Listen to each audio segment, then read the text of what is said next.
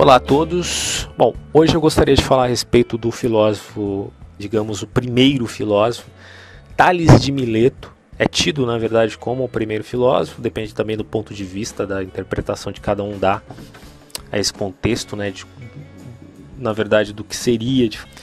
Inicialmente, o que a gente pode dizer é que ele viveu entre 624 e 546 a.C. Ao fato dele ser um grande astrônomo e conseguir, através não só período e com o tempo, e com fatores essencialmente naturais, e não necessariamente vinculados a alguma divindade ou a causas naturais àquilo que outros atribuíam a questões místicas. Para que você entenda isso claramente, antes de Tales de Mileto, na verdade uma descrição de como tudo surgiu pelo caos. Conhecidos, e a mitologia grega já era expansiva, né? A gente tem, por exemplo, a dos elementos de uma perspectiva naturalista das ocorrências do mundo, acabavam por atribuir tudo aos deuses. Então você imagina como era inevitável que as pessoas se entregassem à superstição naquela época. E Tales de Mileto, ele excede essas pessoas nisso porque ele começa a atribuir as causas a uma perspectiva científica. Científica, assim, no termo moderno, né, até, mas no caso dele, numa perspectiva naturalista. Outro detalhe importante, Tales de Mileto, então, ele se desvincula, não absolutamente, mas ele se aproxima de um conceito pouco antropomórfico. A gente sabe que antropomorfismo é aquela ideia de elevar a divindade a um patamar que se vincule aos elementos que existem naquilo que está abaixo dela. Como, por exemplo, deuses que são a imagem de animais, ou deuses que são a imagem do homem. Deuses que têm a mesma perspectiva, o mesmo modo de agir humano. Esses são tidos como deuses antropomórficos.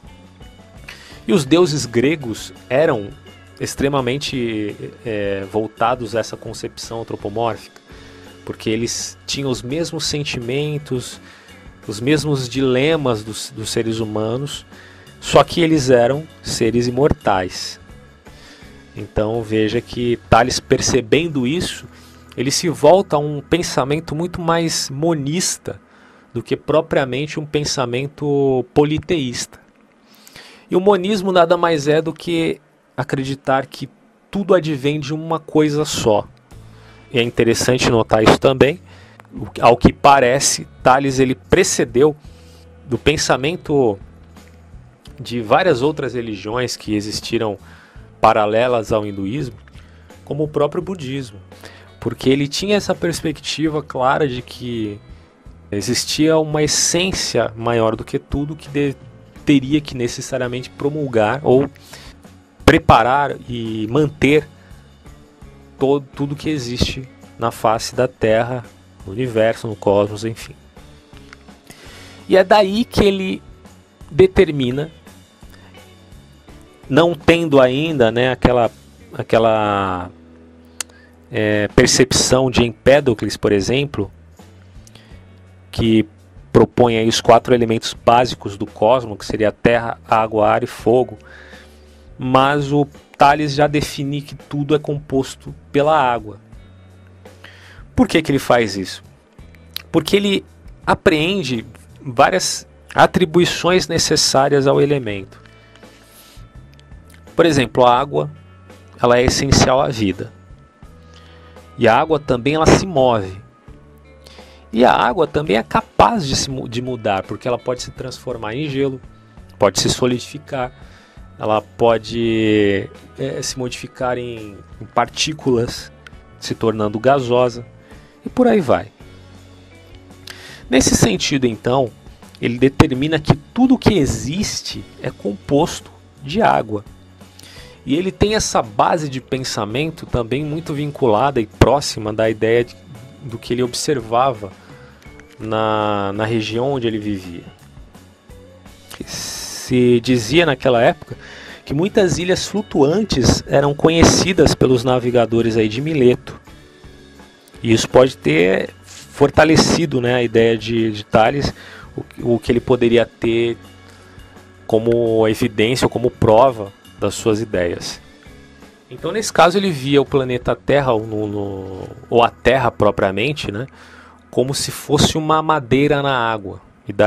E tanto que ele explica os terremotos com essa base, né, de que, bom, se a Terra é como um graveto na água, é óbvio que se existirem ondas muito poderosas por debaixo deste pedaço de terra enorme no qual nós vivemos, isso causaria então um terremoto. Obviamente são perspectivas muito primitivas a respeito dessa ideia, ideias que a gente poderia atribuir até às ciências geotectônicas, né? Mas que em termos gerais foram suficientes para convencer Tales de que a água era o elemento principal da existência. Inclusive, alguns atribuem as ideias de Tales às mitologias do Oriente Próximo, né? A gente tem, por exemplo, o mito da criação babilônica, né, de Enuma Elish, que descreveria aí o estado original do mundo como uma massa aquosa. Então, Tales provavelmente tinha conhecimento, né, dessas mitologias, e embora ele quisesse tivesse uma perspectiva naturalista, ele poderia se basear nessas mitologias para achar um ponto verossímil para então formular com uma base mais sólida e sofisticada. Então, ele percebendo, por exemplo, que o corpo humano ele é feito, na verdade, de líquido, tem sangue, saliva, o próprio sêmen do homem tem uma qualidade aquosa, ele logo define que tudo tem uma base na água, né? Como a gente descreveu, porque a água é essencial, se move e muda. Bom, para finalizar então, Tales de Mileto ele não deixou nada escrito. Ele é, na verdade, citado pelo próprio Aristóteles e também por Heródoto e mais tarde por Diógenes de Laércio, né, que é um biógrafo do século III desses antigos filósofos gregos aí. Se bem que na verdade pode até ter sido citado aí por outros autores, mas a gente destaca esses três.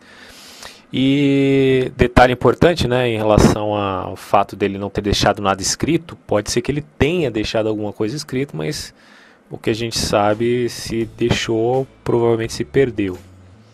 Porque inicialmente nós não temos aí um compêndio produzido diretamente por Tales, né, um livro ou algo assim. Tales então é tido como um grande professor, tá, um dos grandes filósofos da Physis, vamos dizer assim, da escola de Mileto. E depois dele, nós temos aí a sua influência sobre seus discípulos, como Anaximandro, que expandiu, né, as suas teorias científicas. Anaxêmenes, o qual acreditava-se, ensinou também Pitágoras, que foi aí o grande matemático e teve ideias aí também inovadoras nessa época. Bom, gente, inicialmente é isso. Depois a gente pode falar um pouco mais sobre Tales, tendo em vista os próximos filósofos aí a serem destacados como pré-socráticos, como no caso do próprio Pitágoras, por exemplo, tá? Grande abraço para todos e até!